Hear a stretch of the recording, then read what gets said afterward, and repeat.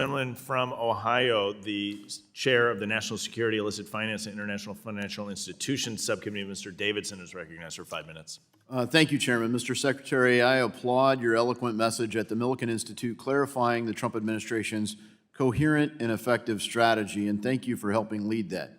My Committee on National Security, Illicit Finance, and International Financial Institutions aligns completely with your efforts on illicit finance, on trade with the pending reauthorization of the Defense Production Act, the national interest with outbound investment laws and clarity, and on focused international financial institutions. I remain highly concerned about the future of money and, frankly, probably the most important policy debate we're having. I'll save that part for future hearings, but on illicit finance, I applaud your FinCEN final interim rule removing beneficial ownership reporting requirements for U.S. companies and citizens. The prior approach was collecting information on millions of Americans and companies, even homeowners associations, under the guise of illicit finance. Lots of noise and very little signal. By narrowing the scope of the rule, you are focusing on the signal. Given the shift in focus, millions of Americans have shared sensitive, personally identifiable information. Mr. Secretary, as the committee moves forward clarifying the rule, and would you commit to supporting the deletion of data already collected under the previous rule? Sir, my staff is working on what will happen to that data, and we will get back to you on that. Appreciate it. We work with you, and certainly hope you safeguard it always, but it'd be especially safe if it was deleted.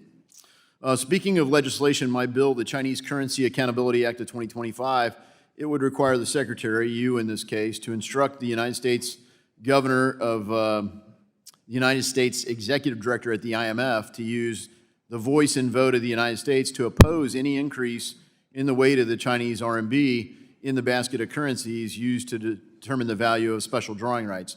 This bill has passed the House on a bipartisan basis, most recently in February, and it still awaits Senate action. Mr. Secretary, far more effective than waiting for the Senate is your leadership on this issue. Will you advocate for opposing an increase in the RMB until China straightens itself out? I look forward to working with Congress on this issue, on whether additional legislation is needed to address the Chinese practices or whether it could be done through trade negotiations. Wish you great success in your pending negotiations, and certainly if you look at the IFIs, things like Argentina's recent restructuring under the IMF basically bailed out the Belt and Road. They'd never really have to worry about default at the Belt and Road. They're using their influence in the international financial institutions like the IMF and the World Bank to, frankly, cover risk at the Belt and Road. So hopefully that'll be restructured. You've already covered outbound, and I really appreciate the dialogue on that. But I'd like to turn to the Defense Production Act. I mean, when you look at how you've organized and communicated the president's approach there and the administration's approach, national security is, of course, paramount to that. And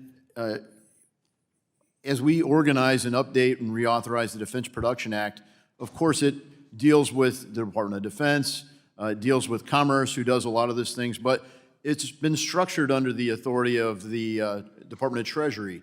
Would you commit to working with our Committee on National Security and Finance to gather the input and get a final reauthorization across the finish line this year? I think that is an important piece of legislation. We look forward to working with you on that. Thank you, Mr. Secretary. And then lastly, you've spoken eloquently about the kind of mission creep that comes in to some of our international financial institutions. And as you know, the IMF set up a climate fund in 2022 known as the Resilience and Sustainability Trust. Given concerns about IMF mission creep, will you work with to eliminate RST so that the IMF can get back to its core mission? Congressman, at my speech during IMF Week, I stressed the need to get back to basics at all of the multilateral development banks, especially the IMF. Yeah, thank you. And I mean, the World Bank's spending a massive amount on that. And as Chairman Hill and I met with the Inter-American Development Bank, they highlighted things that they were doing to deal with natural disasters that are important for tourism for them. So some of this is characterizing things that are really infrastructure for those countries as climate change, maybe to appease the previous administration.